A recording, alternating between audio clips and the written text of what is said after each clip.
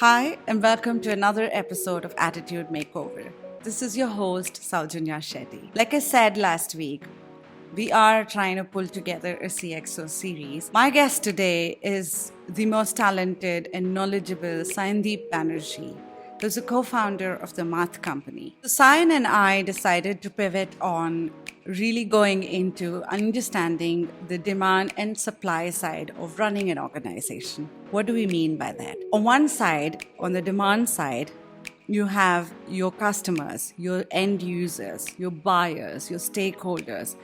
They're all individuals, and you need to understand the behavioral side and the economics of them as well. On the supply side, you have your employees, again, individuals, and each one is very unique. They come with their own beliefs, their own mindsets, and their own challenges. To run an organization, whether you are a sales personnel or an individual contributor in the company, you need to understand some of these individual dynamics to be able to create impact in whatever role you are playing. And that's exactly what you're going to dwell into. You could be an operations person handling business side of things or on the product and engineering side of things. But if you don't understand an individual side of both your demand as well as supply, there is an impact to what kind of an exponential impact you can create for the organization. And that's exactly what we're going to dwell deeper into in today's conversation with Sayan. As always, I hope you like this conversation. And if you do, please do like, subscribe, and share. And I hope to see you again in the next episode. Thank you so much.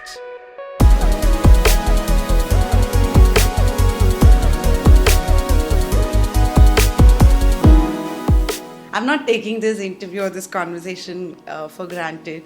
You've been one of the most inspiring, and the feedbacks you've been giving right from the day one that I started Attitude Makeover keeps me motivated to do better and better. So first of all, thank you for listening to the podcast itself. My pleasure. And second is, this means a lot to me. You being here for a conversation really means a lot. So thank you so much.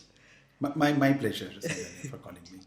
I think I always start the conversation with getting to know my guest a little better. Sure. I've known you on a professional front and founder of Math Company. I think you're the encyclopedia for the AI space of whatever is happening there. But I have a different question. I want to know, who is Sayan? What are your beliefs? What are your values? What's your early years? Because there is a connection between your early years, how it forms your beliefs, and thereby who you are. And Sure. So if you can sort of ponder through that a bit for me, and then we'll dive deeper into our No, conversation. no, absolutely. You're right. I think all of us, are first a human being, an individual, and then comes the profession, and they are connected, right? So yeah, let me start from really from the beginning. I'm a Bengali, born and brought up in Kolkata in a very middle class family. Both my parents, I had working parents, and they used to be central government employees, right? So very very simple, humble, straightforward background. Schooling happened in Kolkata. The interesting part starts from, I think, around 10th, you start figuring out what you want to do in life. And you'll find a constant streak of me saying no to usual conventional stuff. Right? The first example was after 10th, you have to choose which stream. Right? And I've been decent in academics always. And naturally, right, the only choice that you have is to do physics, chemistry, maths, and go and become an engineer, or if you're good in biology, become a doctor. The first thing I knew that I'm not going to do physics, chemistry, maths. Okay? The usual PCM that everybody choose. I was not aware of, honestly, anything else that I will do, because everybody that I knew around was all doing on that route, right? And that's the reason why I said I don't want to do that. It so happened that one of the premier colleges in Kolkata, St. Xavier's College, used to offer a very interesting combination in economics, mathematics, and statistics. Okay. So I knew that it is not PCM, but obviously there was a love for math always, and this, I think, met that need, right? So did that for my 11 and 12, and that's when I started figuring out economics. Started really liking and falling in love and so on and so forth. But again, the journey could have gone in many other directions. I at one time wanted to study commerce and become a CA. I'd seen a few people by then who used to motivate me, and if I look at their background, they are all CAs. So I said maybe I should do that. I even got an admit in my college to study commerce and then pursue a CA parallelly. But it was a morning college. A little bit of difficulty, to be honest, for the first quite a few days. Then I realized that that's not going to happen because the class starts at 6 o'clock. Okay. Oh, 6 in the morning. 6 in the morning. Yeah. Because it was designed in a way that you finish your college and still there is ample time for you to do your articleship or start with an internship in a corporate world almost from the beginning. So it was right for people who wants to pursue that career. I just realized that's not happening. I as I said, kind of already started liking economics and thought why not pursue that. So that took me to so I did my undergrad in economics from Presidency College in Kolkata. Thanks to all the Nobel laureates now, the college is quite well known, and it's always well known. But I'm saying now it has a much a bigger presence thanks to including the recent Abhijit Bandyopadhyay kind of justice.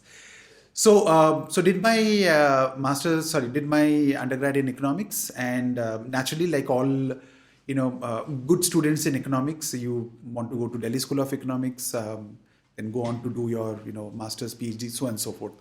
I got an admit into Delhi School of Economics, but then again, doing something new, doing something different came up. So ISI, Indian Statistical Institute, for the first time offered this master's degree in what they called as quantitative economics. And I again felt that maybe it will have a good combination of math into the whole mix than the conventional economic study. So I studied what is called quantitative economics from ISI, Indian Statistical Institute. And that's when I left Kolkata or Bengal for the first time. I mean, so I grew up, my first 21, 22 years was all in the same city. That's the world for me. Not necessarily had a lot of exposure. And also talking of an era and time when internet was not as common, right? I mean, in today's world, even in a grade 1, grade 2 knows a lot more of what's happening in the world, than those days. You're dependent mostly on TV. There will be a World This Week, Pranay Roy will be hosting it, and that will be your window to the world and what is happening, kind of stuff, right? So different times I can relate to that. But with ISI, first time I moved out of, so though it was headquartered in Kolkata, but they offered 2 semesters in Delhi. So that's when I moved out of the city, went to Delhi, and since then I have been outside, mostly in Bangalore. My professional career started in Bangalore and been here all through, except for a period of about close to 3 years when I was in the US with my first company, GE. I used to work for GE Capital. Okay. I started my career with GE Capital. Yeah, you'll find a lot of everybody, right? Everybody, right? In some way, kind of is connected. Particularly if you look at our field of data analytics in India, not just in Bangalore, I would say in India, a lot of people you'll find, particularly the ones who have been doing this for the last 20 plus years, would have had something to do with this setup in GE, because honestly, that was probably the only setup at that time, who was, I mean, other than, quant research in the market research area is probably another area that you can think of with IMRB and ORG at that point of time. But a lot of the things that you see today were not there, right? Yeah. I mean, even Amex, who started quite early, came later than that. I mean, they started a couple of years after we started doing analytics. So that has been my journey, mostly. So as I said, I'm a Bengali, but when people ask me, I call myself a Bangalorean. I get a lot of eyebrows. Your name doesn't sound like, you're a Kannada guy. I said, so what? I'm a Bangalorean. I all of my, if you call career, my independent life has been in this city, and this is my home, right? At the end of the day. So through the pandemic, I know a lot of people had moved and migrated. So people keep asking me, Sayan, where are you these days? I said, where else? Bangalore, right? I mean, so that's me. You probably know my professional journey. GE, New Sigma for a fairly long period, building that from scratch, and now for the last almost 6 years, building my own firm, the math company, and enjoying the ride. I think it's entrepreneurship is it gives you a high. At least for me, it's a nice high. It's not like it's all a smooth ride. It's all up and down, but it's a nice high because it's something you're figuring out constantly. You're always striving to make it better and better. Absolutely. Right, and it's you can't strive for perfection, but it's inching closer and closer to becoming better. And I think that for me is a nice high that I enjoy. Yeah. I want to curiously go back to the previous question. So for me, for example, when I was in the companies that I worked in, when someone asks, introduce yourself, I would say, I'm Saujanya, I'm working for so-and-so company and so forth. But when I quit, it was very important to go back to see who is Saujanya at the core. Yeah. For the topic that we're talking about, which is the behavioral economics of the supply and demand, we come down to that individual, right? And we're a combination of many things: the psychology, the social impact, the culture that we are brought up in, our beliefs, and also our economic criteria. From that perspective, are there words that describe you on a personal front? Sure. So I am. So let me tell you a little bit about myself. I honestly miss that part of the and I'd love to talk about it. Right. Yeah. And whenever I get an opportunity, I talk about that. So there are not too many people probably know that side of mine. So I'm a musician as well. I play sitar.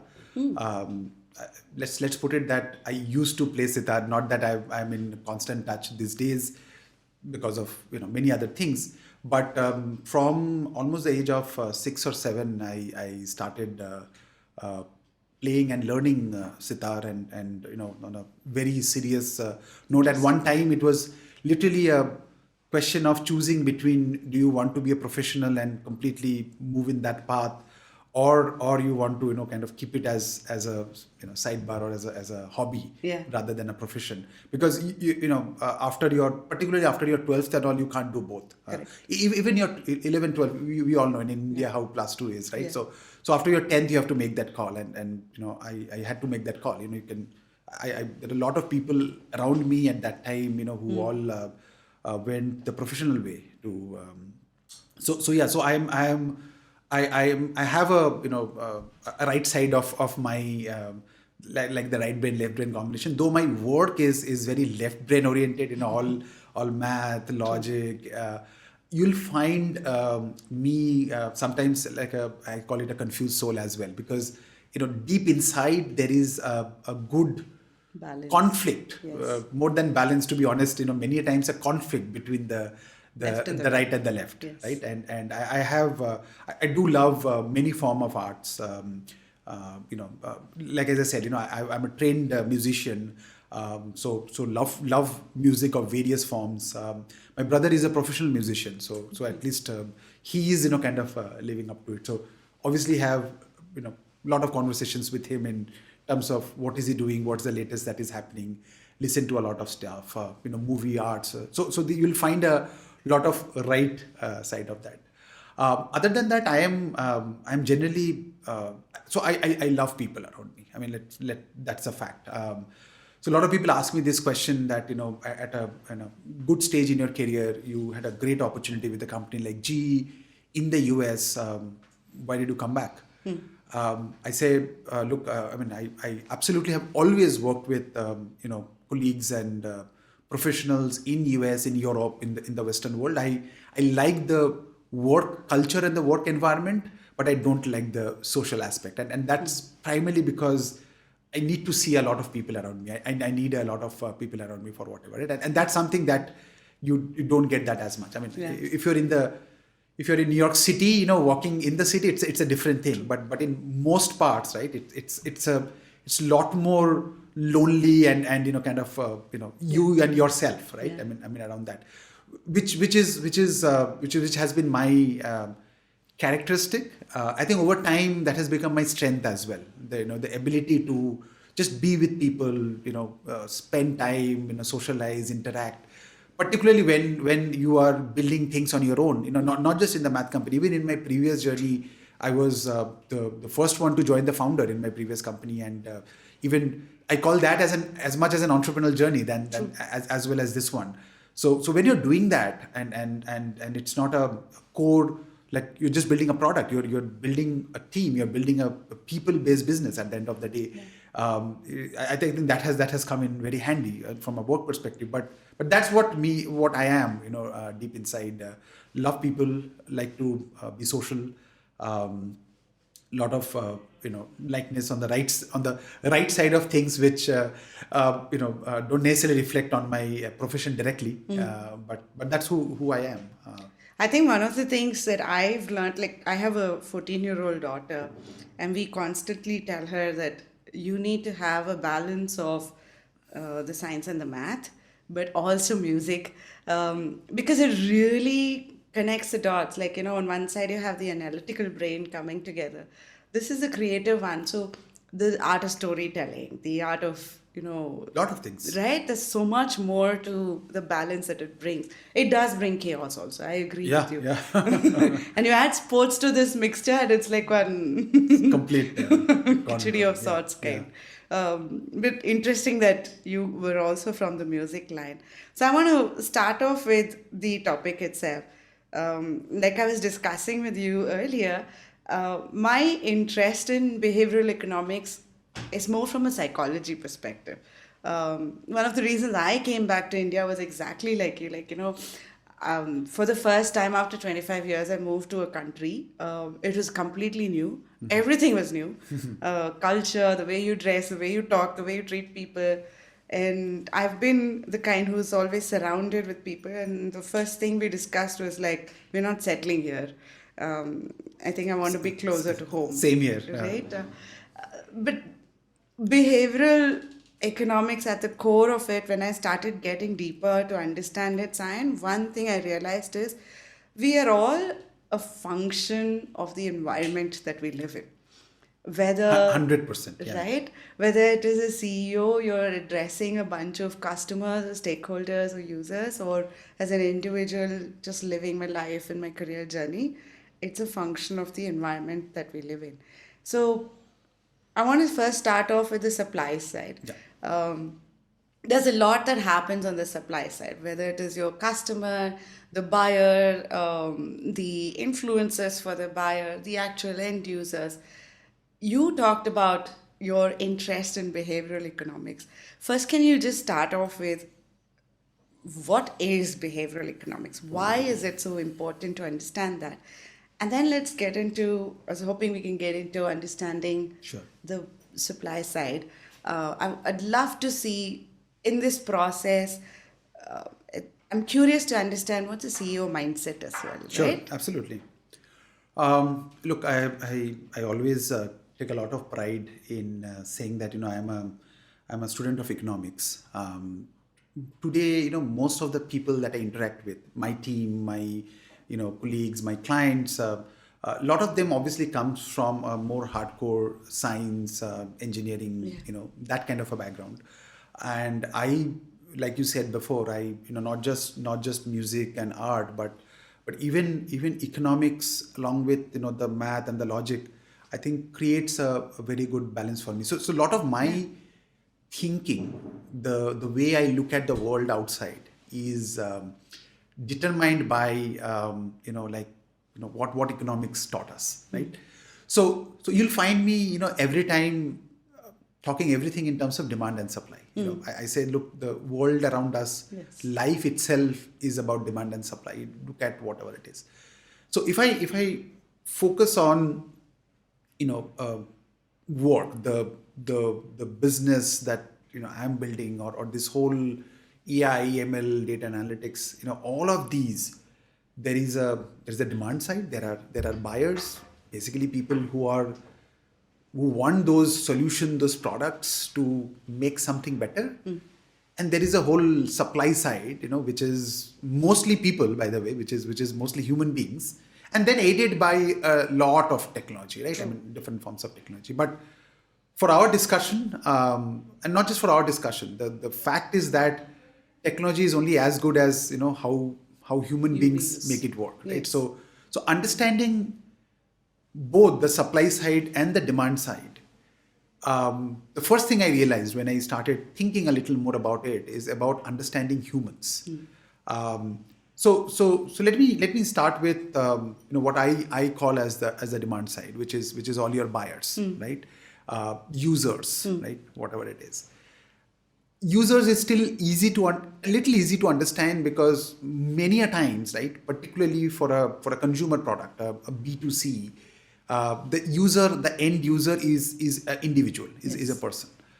But even in the enterprise world, right, if it is a large retailer or an insurance company or what we have to keep in mind, and that's what I have learned and have tried to inculcate in many others, is that even the demand is not from say a few words called Unilever or Procter and Gamble. These are just names and brands, right? Your buyer is not any of these brands. Your buyer is a human being, Yes. an individual, Yes. who plays a certain role and a function in these large organizations, right? Small, medium, large, doesn't matter, but in organizations. So it could be Saujanya, right? Yeah. I mean, who is the buyer Yeah. as her role in sales in Microsoft, Yeah. right? Whatever it is. So it is always about an individual. So understanding that individual who is buying, where the demand is coming from, is very critical. And that is where I feel that many a times, while we talk a lot about sales and all other good stuff, I think that's where we miss out on, right? That the demand is coming from an individual. The solution that I'm producing is first going to be consumed by an individual, right, who is in a certain role, in a certain position. So then understanding that individual becomes important. And the way you understand an individual, behavioral economics is nothing but some science behind human behavior. I mean, the whole idea is that there is a huge literature on rational behavior. I'm not going to dive deeper into that. That can take us a few days to talk about rationality, irrationality, and a lot of people have done fantastic research on that. But if you assume that there are certain good portion of our behavior or our decision making is coming from a rational mind, then there are theories around that, right? There is, and that's what behavioral economics is about, right? There are certain ways that human behave, given some external stimulus. What is the role of internal stimulus or internal motivation? There is a lot of science behind this. There's a very, like you said, you come from psychology, right? I mean, there is obviously a big influence of psychology, economics, Yes. Economical behavior, all of this coming together, right? Yeah. I mean, theory of value. So understanding the individual who is going to buy, the demand will come from. When it's understanding that individual, it starts all the way from understanding their environment. Yeah.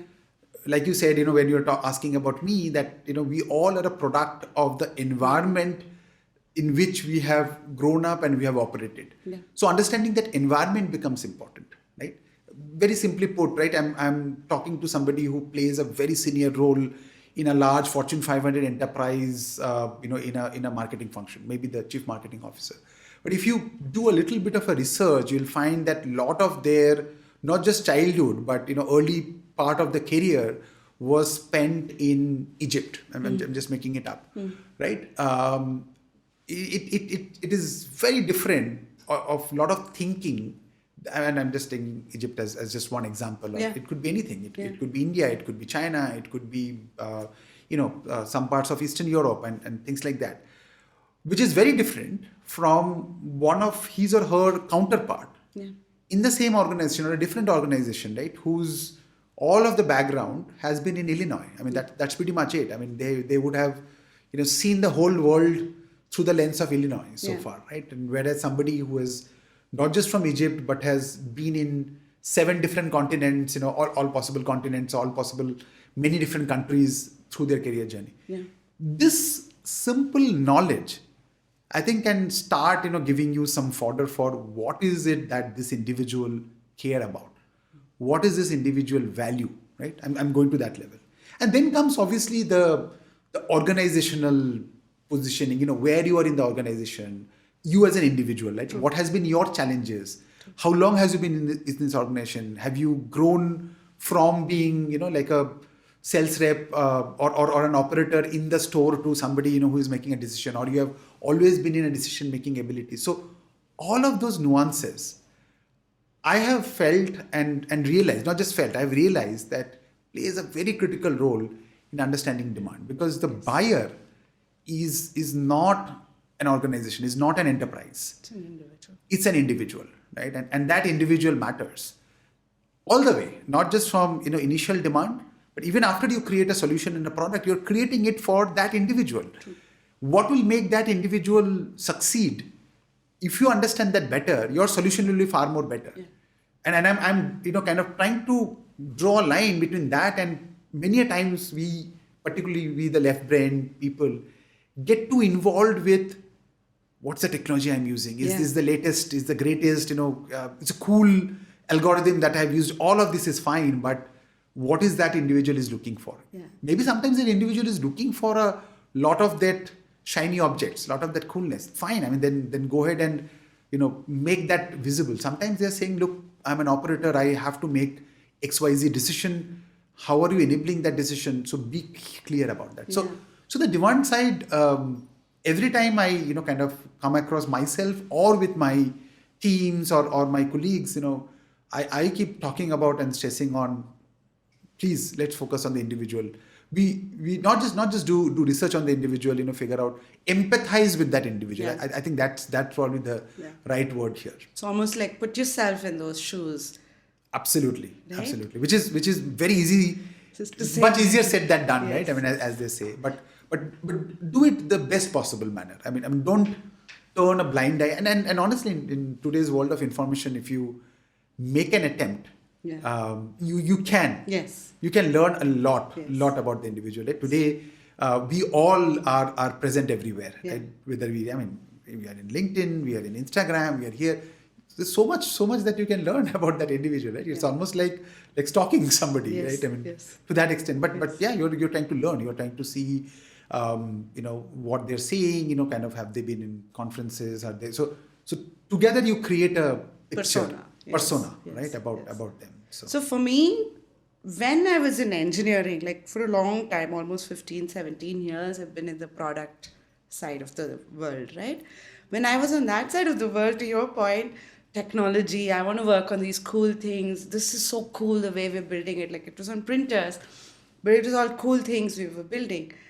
It's only when I took up sales that I really got the grab of this. Because when you're doing sales, you can't just blindly walk into a room. Yeah.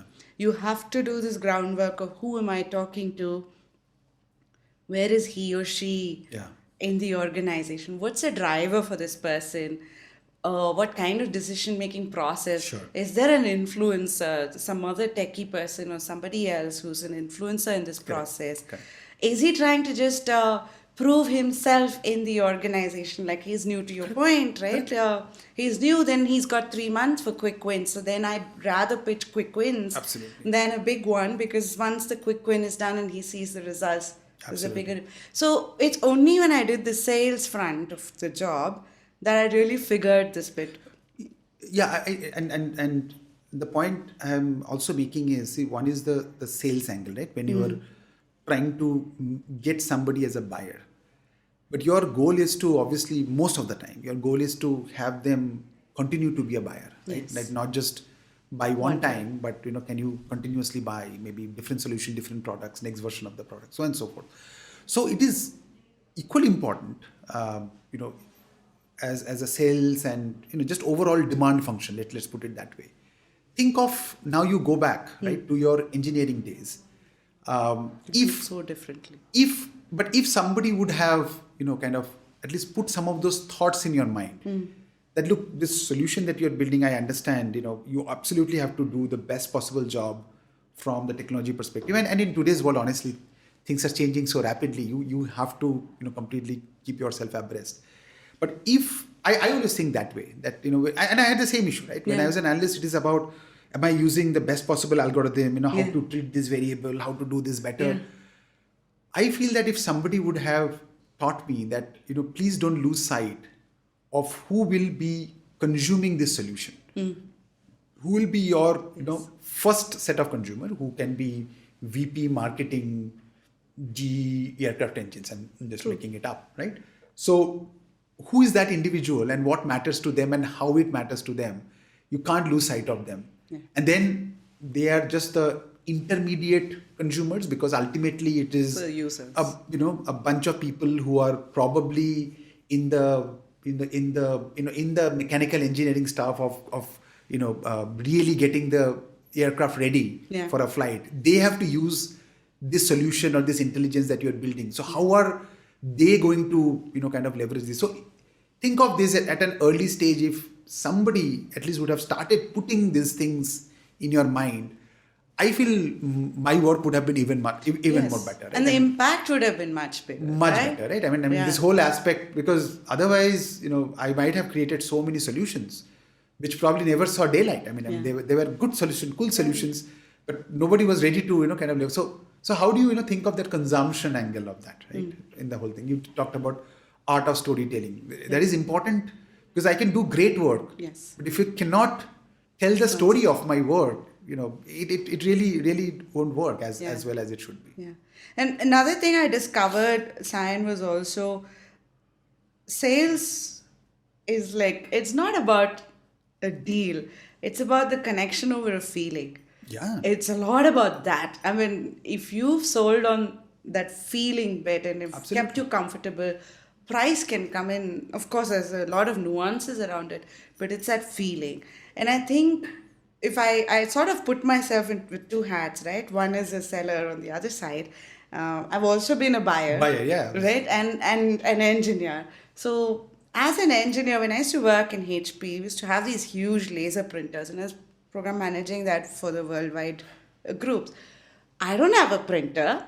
I don't know what these users are. And we're mostly talking about Americans and Europeans using these. I have no clue what their use cases are. When do they use these printers? Because in our flows, there's one printer, and that's pretty much it, right? Like, we're so restricted, at least earlier on, right?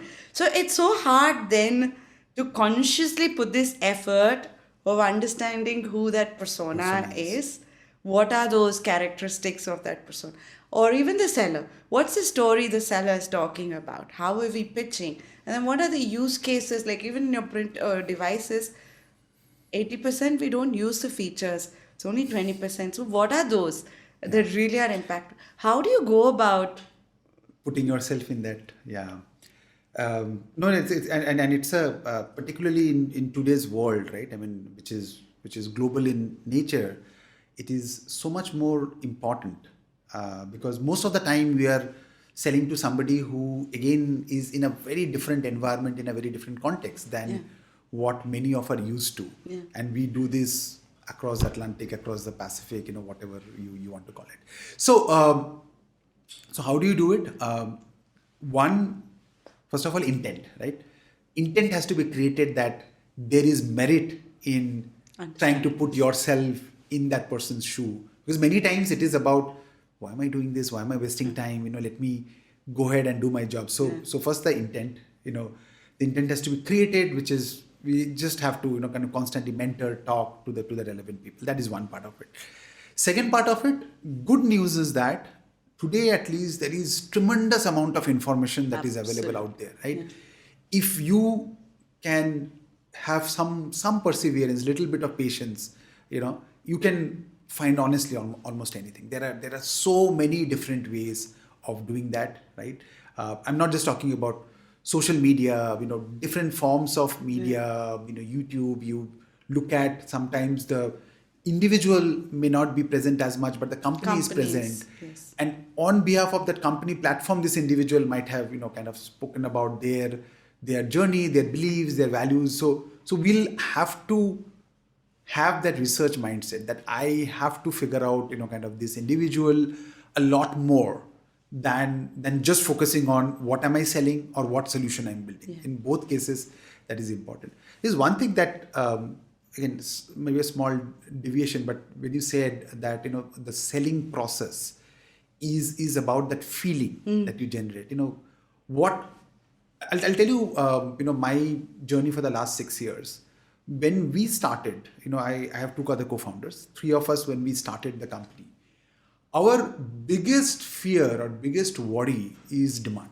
The reason being, we have been practitioners. All the 3 of us have been hardcore practitioners. We started our career as analysts and, grew through the ranks, data scientists, data engineers, whatever you want to call it. Now, we have never really sold, right? And there is so much of talk and aura about, sales is, you have to walk on, water and all the interesting things that you hear. And I think, movies and web series make it even more, there is an aura around that, right? Fancy. God knows what that is, right? So, honestly, we are worried. We are worried because we have never done that. Yeah. We were very confident about the supply side, because all the 3 of us are doers, right? Yeah. If needed, we can always roll up our sleeves and start doing the work. If somebody trusts us with, okay, I want you to work with me on this thing, I'm very confident I'll start doing it, right? Yeah. But how do you really, kind of convince somebody that, work with us? And the first thing I realized after first few conversations is that, look, the selling process is all about trust building. Yes. It is all about trust. Yes. How quickly or sooner can you, kind of build that trust with that other individual? And the only way you can build trust is just by being yourself. Yeah. Honestly, if you be yourself, genuinely deep inside with all your, colors, with all your strength and weaknesses, most of the time I have seen, you definitely build a trust with other individual might know that, this person or this company may not be good at ABC, but I still trust because, there is that feeling that you're talking about. True. So building that trust is very important in the whole demand side, be it sales, be it even ongoing sales, because every solution that you are creating in our world is a selling process, because that leads to the next solution of the product that you're building, right? Yeah. So how do you, kind of build that trust, and that thing is going to be very important. But in terms of putting yourself in that shoe, as I said, intent, knowing, acknowledge that you don't know a lot of things. And I always say that, look, if somebody has, say, been in India, nowadays it's becoming easier, Saujanya, to be honest, because I'll give you a classic example. When I, in my first job, started working for Walmart, right? I had no clue about, what a big box retail is all about. We would have seen the Kirana stores, you go and, say, give me this for 5 rupees, give me, that's all that I've seen. I have not even seen all of these, the bigger ones that you see today, kind of, even here in India, right? These are all very new phenomena, right? I mean, last 10 years at best. You probably is working for a Home Depot, for example. I mean, where is a Home Depot, right? Anywhere around, and then these are just some examples, and I can keep going. If you look at the insurance world, the way car insurance works, right, in the US or any of the Western world is so different. Even if you have bought your car here, you know that if your car is a new car, then these are standard insurance that you pay. Yeah. What about my risk score and my credit profile has to do with insurance? So this is a very different world. Pharma is another big area, right? I mean, I just go to a store and say I need these 3 medicines. That's all I was used to. And it's now an you're integrated system. Integrated system. Kind of the doctor has to prescribe. Then there are only certain pharmacies that you can go to. Certain kind of prescriptions, certain medicines that you can buy. Other drugs are not in that list.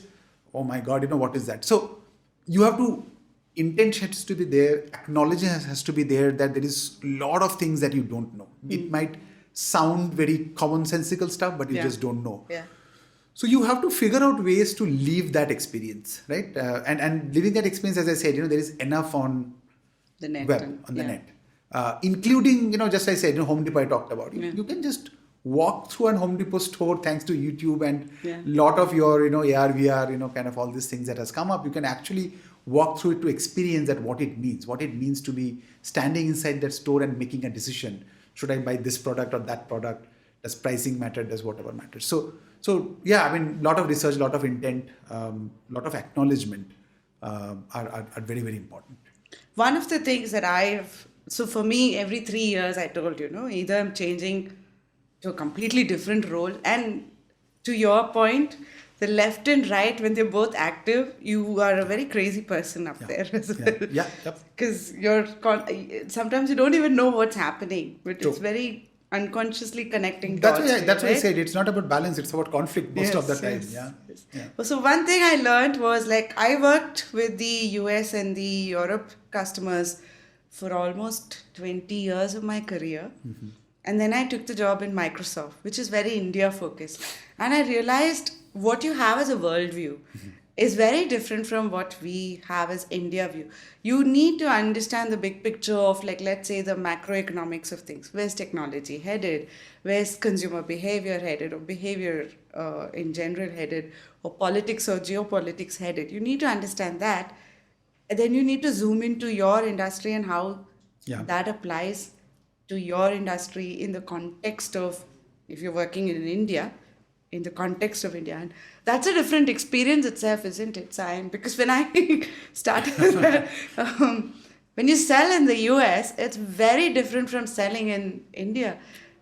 Yeah, I mean, look, I'm no expert in that. You at least have experienced that. I have some experience in doing that, and I can 100% agree with you that it's a very different, again, very different individuals, very different environment, very different context, very different organizational context that they currently are living and breathing on a day-to-day basis, and very different economics around, right? I many times say that, look, you have to understand the fundamental economics of the market that these companies are playing in to understand behavior of the buyer. Because if I look at some of the US or some of the West European countries, the GDP growth rate there compared to some of these other countries, India in particular. Yeah. That is one. Second, depending on which product you're talking about, which industry you're talking about, many times the bigger problem is the market may be very well saturated, right? You're trying to get in your product or your offering in place of something else, right? How do you replace that in your end consumer's mind and shelf and fridge and whatever it is? Whereas in India, many a times you are, kind of just getting into uncharted territories, where somebody has not had a phone connection so far. You are not trying to, T-Mobile is not trying to sell to somebody who is using Verizon or Sprint or something else, and now you are trying to say why you are better. You are many a times actually going into places where somebody has not even used phone connection. Phone is now obviously very common, but I'm saying few years back that was a bigger problem that you have to solve, right? So it is an entirely different, the context. It is an entirely different, things that you need to have to work on.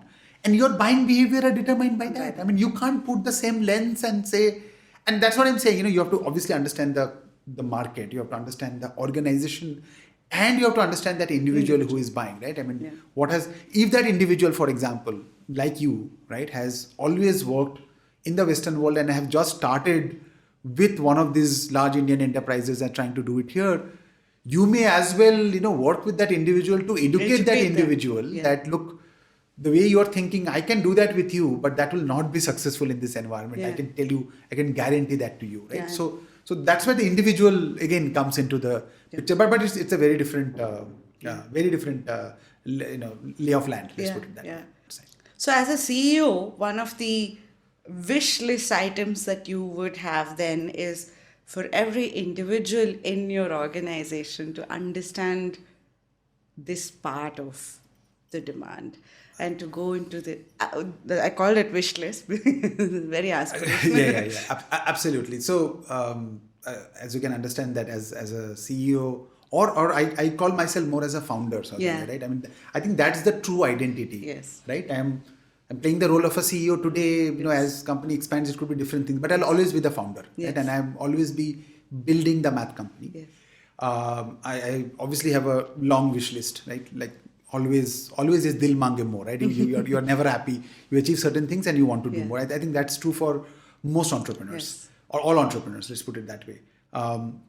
But yes, that's definitely on top of that priority list. That please, no matter what role you're playing, understand the individual. And by the way, it's very interesting, right? So it applies to the whole organization.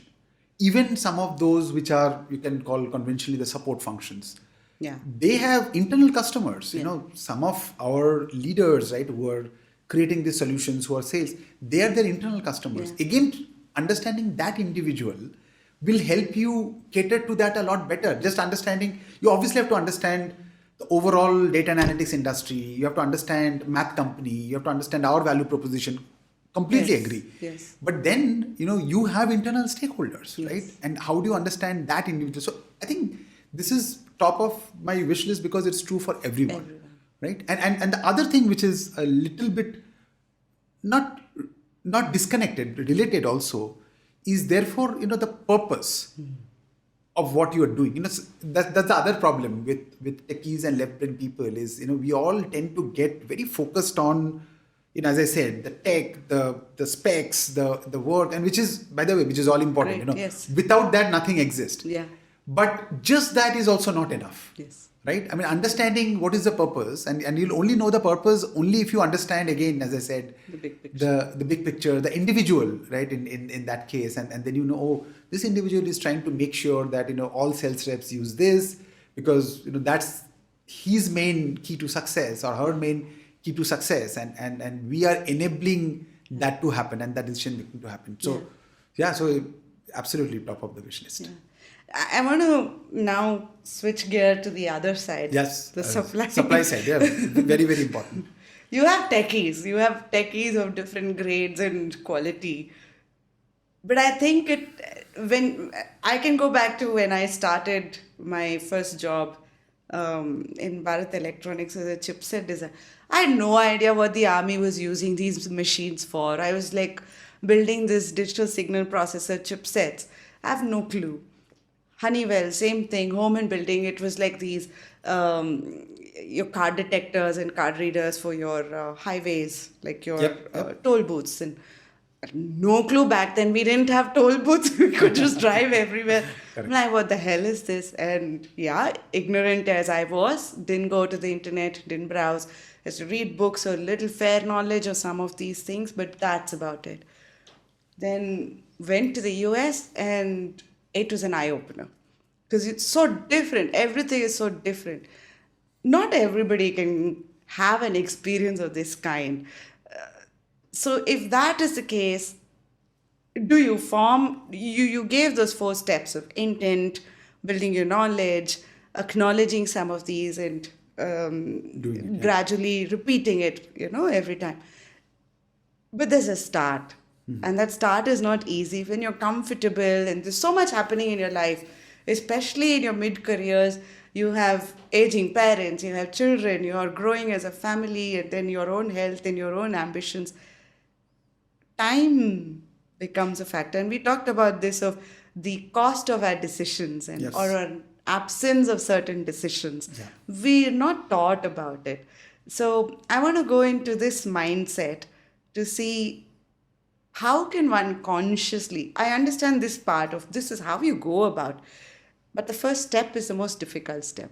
How does one consciously reflect on this and go on a journey? Because your peers are all not there. They probably are all still in that, this is a cool technology. Right. R is cool today. Python is cool today. Absolutely. I'm going to learn this. It adds value in my profile.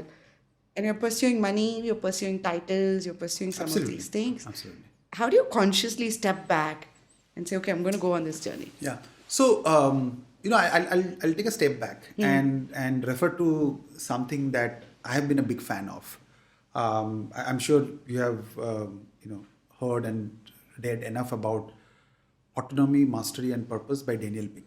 Yes. I the first time I came across that, right, somewhere I think there was a click, right? We all read and come across different things, but there are some that kind of really gets because you relate to it a lot more, and over the years, and first time I came across that is at least whenever it was first published, right? I forgot when it was, but over these years, given that, as you rightly said, I work with large teams, techies mostly, and all the way from fresh graduates to mid-career professionals to senior people who are looking, for that, place where they can, retire very proudly, so on and so forth. So it has been all over that, right? And honestly, deep inside, I have seen that for most people, and again, one of the things that statistics have taught us is there is always outliers. So let's not get distracted by outliers. Yeah. But for most people, deep inside, this matters. This whole question of autonomy, mastery, and purpose, right? I already spoke about purpose, how important it is for people to understand the purpose of the work that they're doing. I think what you have to do to get that started, right? Somebody who is not in that mindset, not in that journey, is really, kind of touch that little sensitive button on mastery a little bit. When I said mastery, people will say, yeah, I'm mastering this. I'm using the best possible technology. I think then you have to start opening up the doors and the windows of what true mastery is. And you can only do that through examples, and many a times personal examples. I've seen there's nothing better that works, than personal examples. When you start saying, hey, Saujanya, you know what? I agree with you. You are really, really good at some of these, and maybe there are three. And they'll say that, most of the time say, yes, I would love to, be better at this. And for this, I need to learn these 3 new technologies. Then you have to say that, hey, Saujanya, I completely agree that you are better at this. But let me tell you, my story, probably 7 years back when I was at your stage or at your level, I was thinking the same way. And here is where the biggest failures happened for me, right? So again, this is whole concept of what is called via negative. Many a times I have seen that, via negative is what really makes people. So you can try this. Instead of telling people what to do, many times you don't register. You say that, okay, you go there, you can try with your daughter. Okay, you go there, you do this, you do that, then you come back. Most of the things will not register. The moment you say, look, when you go there, you don't do this. And you don't do that, right? It immediately registers. But it's true for us as well. Yeah. Right? That, when you are trying to solve this problem, here are the 3 things that you should not do. Right? That one that registers, that if somebody, when they're speaking to me about some problem solving, if they can talk confidently about what not to do, I have trusted that and liked that a lot more than saying what to do, because it sounds like, almost like a standard operating procedure, right? Step 1, step 2, step 3, I could have learned somewhere. When you say what not to do, it means there is experience. So even in this example that we're saying, that the way to, again, you have to nudge people. You can't push people in that direction. You have to nudge people. Unfortunately, sometimes it's a long process. It needs patience. It needs perseverance. First few times people won't appreciate, won't understand, but nudging people on an ongoing basis have done wonders. Yeah. And I have seen that with many people throughout my career. Yeah. Right? So you have to nudge people, and as much as possible with personal experiences, or also experiences with people that they can relate to. Yeah. Right? The moment you give theory and gyan, right? I mean, after a point of time, they become useless. Then you start saying that, look, I can relate to it. I have done that. But the biggest failure is that I built this cool solution and you put, this particular routine in Python. This is what I've done. But the customer, kind of never even looked into, kind of what was done, and just said, this, final product is too cumbersome for me to use, or something like that. Would you like your work to go in vain like that? Yeah. So that's where you are trying to put a little bit on that purpose and that mastery a little bit, and saying, you can be on your own, you can be autonomous, but unless you know this pitfalls or these dark sides, if somebody has not talked to you about already, you should be aware of that, and you have to keep trying. Look, there is no, if there was a playbook here and if there was a magic wand, I think the world will be very different, and then everybody will be great, right? But that's not the case, and that's why it's so much more difficult to make that happen. And I also think at this point, you no longer can take this for granted because the world is moving so fast. It's not like our parents or our generation where we stick to a job for a long time. Technology is changing. The trends or the big things that are impacting how we live, how we consume things, how we interact, everything is changing. So you can't take this for granted and just say, okay, I'm just going to build something interesting and cool without really catering or understanding the market that you're playing in. Absolutely, right? Absolutely. Yeah. And then, why are you building this? I think you have to get people to nudge people to think more about that. Yeah. See, human beings by nature, deep inside, all human beings are ambitious. Let's start from there. I always say that all human beings are curious, they're born curious, and they're ambitious. Yes. What happens over a period of time is, again, we are all product of the environment that, we have grown up in. Yeah. So the social environment, the schooling, the education, a lot of things have played a role in modifying. I would say always killing. I think modifying it to different degrees. Yeah. It's like you're controlling the volume, right? I mean, for some it has been kind of completely made to the mute level. Yeah. And for somebody it is at a nice level. Somebody it is like so high that is all drives that. But deep inside, human beings want to be successful, are ambitious enough to say, I would like to make a difference to something, right? Deep inside. Sometimes you won't see that. Absolutely. But you have to bring that out. Yeah. That's a belief that not just a belief, I'm pretty sure about that. So you have to show people that, look, you're building this cool gadget, cool stuff. What for? Right? Please think a little more about who will be using it, how they will be using it, what are the challenges will be there, and that's when you start making. It is difficult, but let me let me give it a shot. And once somebody start moving in that path, I think it just keeps going. So Sayan, one thing I observed in this process was also when I did my workshops in companies, a few companies, I asked this question of, as a developer or as an engineer, to your point, who are you connected with internally? Like oftentimes we stick to our comfort zone. Yeah. Engineers, we stick to the engineering team. Maybe we'll talk to the QA. We don't even talk to our customer support. Yeah. Once it's out of the thing and it's in the production or in the cloud, we don't look at what kind of issues. We don't own up that bit. This is my asset that I've built. Let me just understand how it's being used, what are kind of issues that the customer support is getting. Let me understand from the sales team on, what are challenges they're facing. Let me talk to the marketing team on what challenges they are facing or how are they pitching this, or where are they reaching out and how are they reaching out. We don't do that. Yeah. And that's probably because as a mindset, we are very just comfortable with our own space.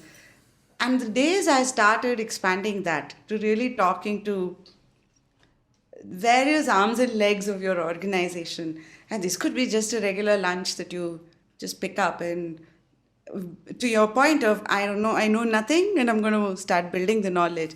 That really helps, isn't it? It absolutely, it helps. And that is where my other topic of, I talked about people being fundamentally ambitious, bringing that out. The other thing is that I always say human beings are born curious. Very. If you look at a newborn baby, the whole growth of human beings in the first few years is all because of curiosity. Yeah.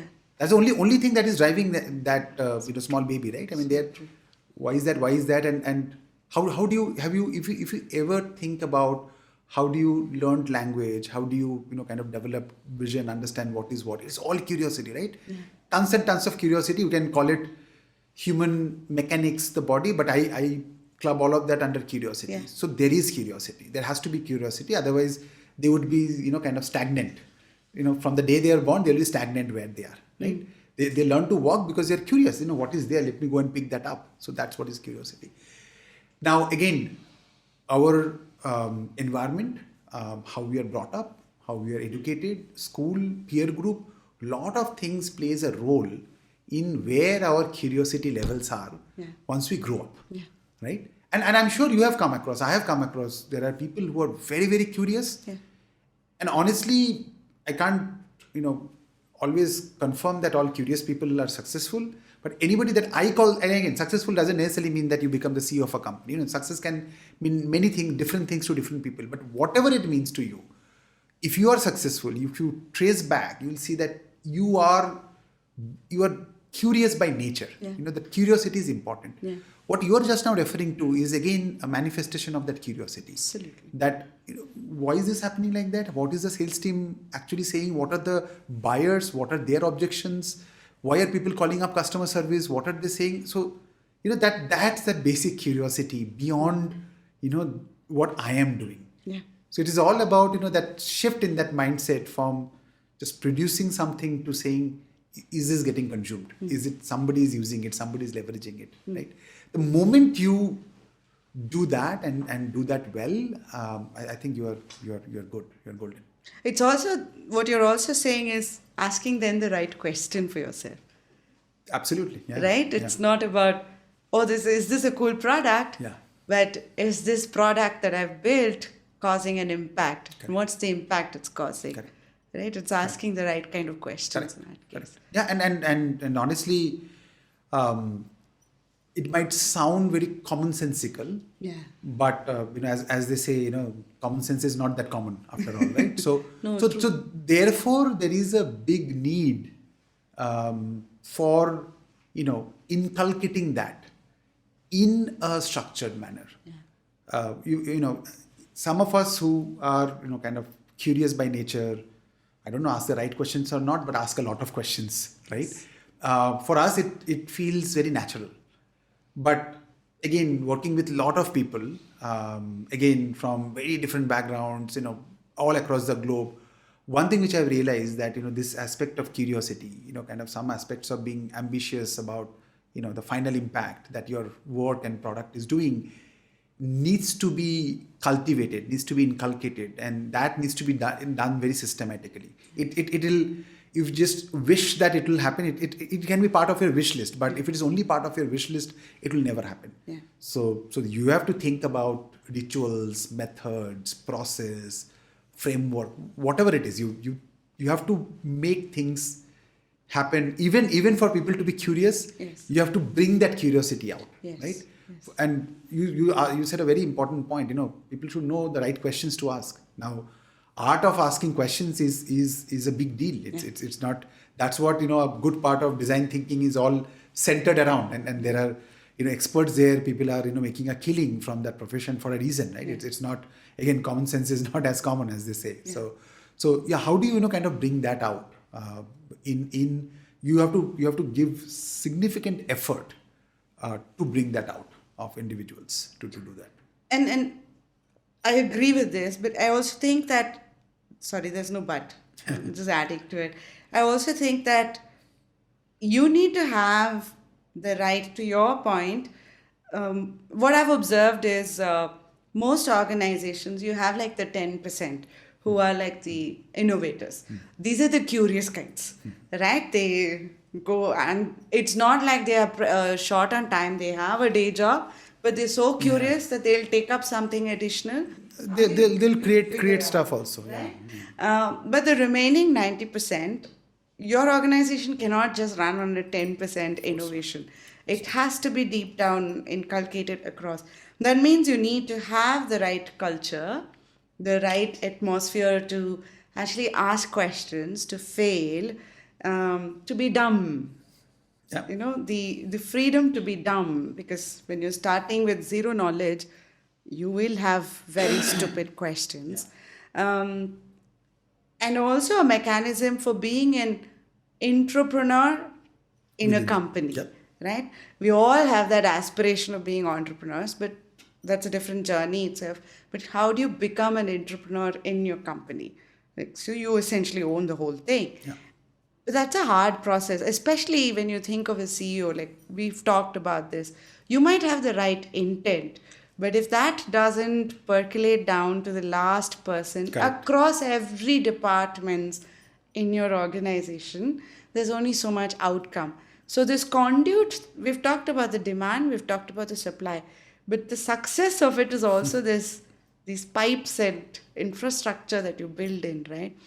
How's it been for you as a Yeah, a great question because see the like they say, right, that an idea is only as good as its execution, right? Yeah. So we can talk about all of these for hours and days and weeks, but unless, like you said, it is actually percolated across a good part of the organization. I mean, to expect that 100% will be there A is, bit too is much. probably too much, but you are right, 10% cannot run the company. Yeah. There has to be a larger mass Yeah. who are curious enough, at least developed the intent to try and understand individuals on the buyer side, demand side.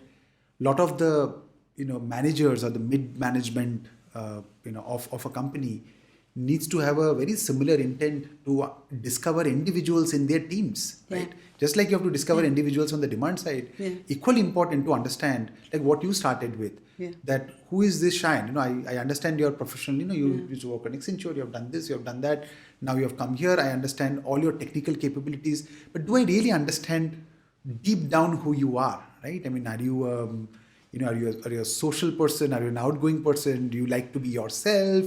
Lot of things, right? I mean, what motivates you? What makes your day? What are your priorities? So understanding individuals are important. Now, first of all, I mean, let me start with that whole thing about curiosity and asking question. I think it is also about building an organizational culture. I know culture is a very loaded word, but really an environment and a practice where asking question is okay, right? So how you and your immediate leadership and everybody reacts to questions then becomes very important. Because the moment there is one or two instances of this is not a you don't need to know this, or this is not a relevant question, and you snub somebody off in somewhere, it just spreads. It spreads like a infection, right, in an organization. So that's what honestly kind of I keep worrying about. When we can think about organization culture, it is all about how can you keep that spirit and that environment where people can ask questions. Every time I meet a group of people, I try and judge the quality of that group by, are they asking enough questions? Forget about good question, bad question. Are they even asking enough questions? If not, I kind of talk to them a little more about it's okay. No matter who you talk to, be it your peers, be it your immediate manager, be it the CEO of the company, you should be curious about different things, and it's okay to ask questions. But it's equally important to ensure that you build a culture where it is encouraged and not snubbed, right? I mean, because sometimes it may be looked at as, oh, you are going on a wild goose chase, right? You are wasting time. It can be an impact on productivity. It's very easy to get there. It is very easy to get there, kind of stay focused. Yes, of course, I'm not saying that you don't have to stay focused. Like we were talking earlier, right? You have a deliverable, you have a timeline. We are not, at least my company is not a research organization that I have ample time to create the best possible product. We work with large enterprises across the globe. We have committed on a timeline to bring a solution to them that they will in turn to use to make decisions, right? So it is all there, but within that, the moment you kind of deviate from that environment or that culture where people can ask questions, be dumb, be foolish, you'll kill that culture. So how can you keep an constant vigilance and eye towards that, and build an organization culture which is towards that? I always kind of use this word. A lot of people refer to us as a startup. I say that, look, given where we are in the journey, and also even from technical standpoint, whatever the government of India describe as a startup, we are not a startup, right?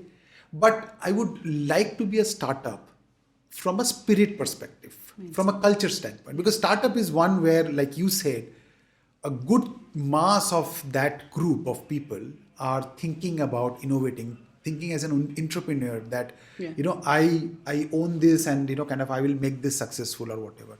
So how do you keep that spirit going even in a mid-sized company or a mid-sized enterprise? Tomorrow, hopefully will grow, will become a large enterprise. But how you keep that spirit going?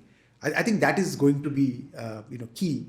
And in all of these, unfortunately, it cannot be a conflict, but that balance between, that free spirit, asking question, being a bit autonomous, and at the same time having some method to the madness. Yes. Right? You have to have some process, some discipline, some structure, some framework, some rituals that we all do, because otherwise it will be chaos. Yeah. So one extreme is chaos. The other extreme is a completely regimented, environment which will not work. Yeah. So that's the balance that you have to constantly strive for. And coming back to our topic of, that's where understanding human behavior, what works, the nudges that work for them is going to be very, very important on the supply side, right? I mean, what really, kind of motivates me, what makes my day, what makes it click, right? That, okay, let me give it a shot. Let me think. So you have to do that a little more systematically. So more we go back to our theory and understand what some of these great researchers have done, I think there's a lot to be leveraged. I just mentioned one from, Daniel Pink about autonomy, mastery, and purpose. There are quite a few good, phenomenal work that has been done. We have to constantly learn from those. I have one theory here. You might laugh at it. But I worked in HP, which really had this culture of you're a senior architect. Your title might just be senior engineer, but you're there because you know the ink concept of how the ink is dropped on the paper so well that you're there for that, and people look up to you and you understand that market industry really well. I'm there for certain skills I bring to the table. And I think the role of a HR in really transforming to this part of, almost going hyper personalized. Like what drives you could be money, what drives me could be something else, what drives him could be the job title.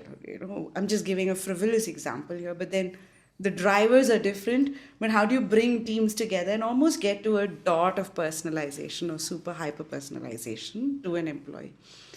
And I really feel like the innovation that happens around that space, around HR, and how you use psychology, technology, rewards, and remuneration mechanism has not sort of... Yeah, 100% agree. It has not progressed the way it should have.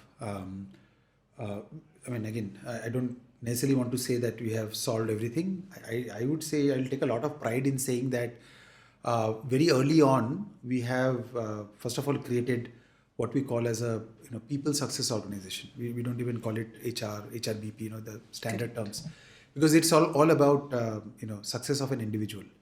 And I actually kind of has made that comment multiple times that look, we go and tell our customers, all these large enterprises, that you should have a lot more personalized offering. You have to understand your buyer personas, and all buyers are not the same. Everybody is different, and you have to get to a level, to an individual and customized thing and personalized, because hyper personalization is the rule of the day, if you will, right? Yeah. Now we are telling this to our customers. What about us? Yes. What about us as a company? Are you eating your own dog food enough, right? Yes. So that has led to some, obviously, it's a little more interesting things that we have done to leverage science, to leverage some technology to make that happen. Because today, a lot technology can help you do a lot, right? Yes. I mean, it can be a bot, kind of going around and, not going around in the physical sense, but virtually collecting sentiments, asking people about a few questions. What has already gone to being sentient, I read the other day with Google over there. Exactly. So that's another big topic of controversy. As I'm sure you're following the whole debate around that. I'm not even getting there. But how do you leverage, science, technology, and most importantly, just data? Yeah. we are a company which kind of goes and talks to all large enterprises in the world that how to leverage their data better. We have to do that Yes. to some extent, and yeah, we are making progress, but why I brought out data is because that hyper personalization can happen Only when you through synthesize. through data. And when I say data, it could be just a discussion with my PSO representative that a person had. That script of that description is also, or the discussion is also data, Yeah. right?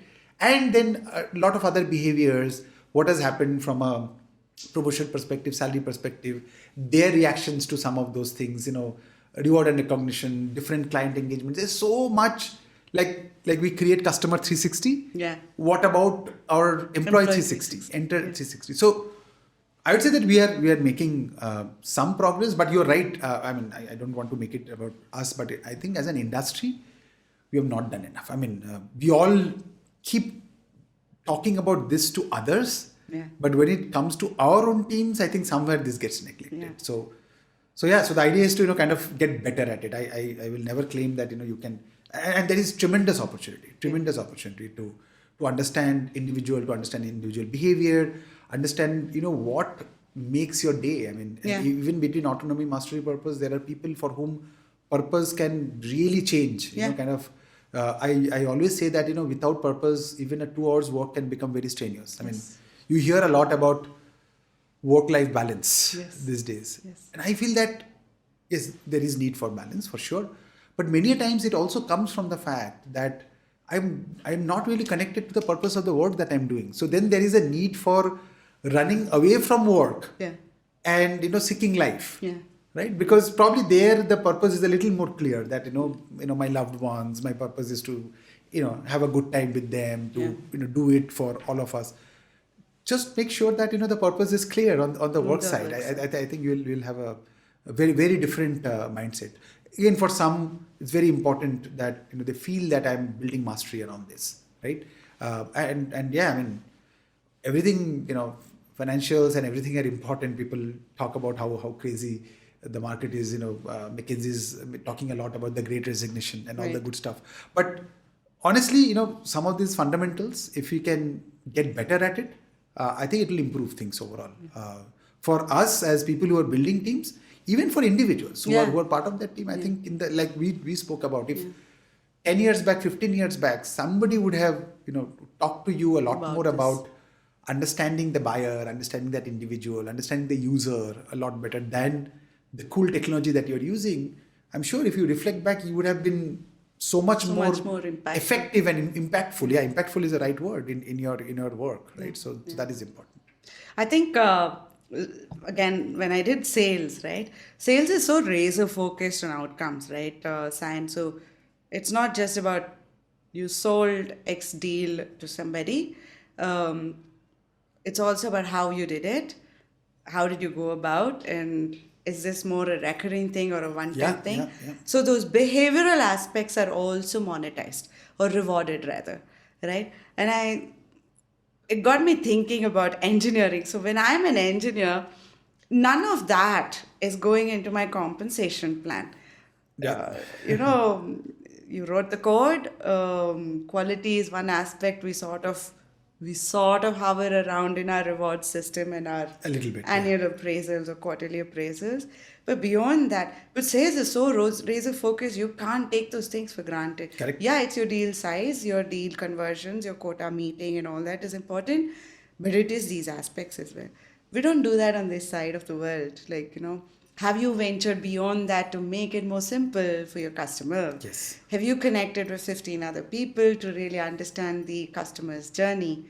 And the moment we start rewarding some of these behaviors and consciously, and that's where I felt like, there's a lot of scope for how HR technology and HR practices can really change the way we inculcate this deep down into more masters. Absolutely, because as they say, that the incentive mechanism can drive very different behaviors. Yeah. Right. So what are you incentivizing on? Yes. Your point is that if you are only incentivizing on quality, on time, done, you're a great engineer, great developer, great data scientist, whatever it is, vis-a-vis saying that yes, that is important. Yes. It has still a decent weightage Yes. in your overall appraisal or determining who you are, how good you are, but bring in some of those aspects, Yes. right? So that whole thing, the design of your let's, for lack of a better word, call your appraisal or your Yeah. evaluation can be so different, Yes. right? Yes. So and then that can be great, and I know that there are including ours, there are different organizations trying in those lines, but there's so much more to be done. Yeah. That's a fact. Yeah. This is not enough. Well, Sayan, thank you so much. Before we part, your experience in this conversation today, and what does attitude makeover mean to you? Great. First of all, let me talk about my experience today. I don't know how much time we have spent. I just felt like that we are, I was at ease. Let me put it that way, and we were just chatting, right? So I'd love to spend more time, whenever needed. So it is thoroughly enjoyable. No doubt about that. What attitude makeover means, I think it starts from knowing you, Saujanya. That I was mentioning this to you before, that I have known that you have been on core engineering, being a product manager, been on sales, and then suddenly moving into doing this. My first reaction is wow, kind of. I actually told quite a few people, I know this person. We used to meet in some of our analytics, senior leaders meet and all of these.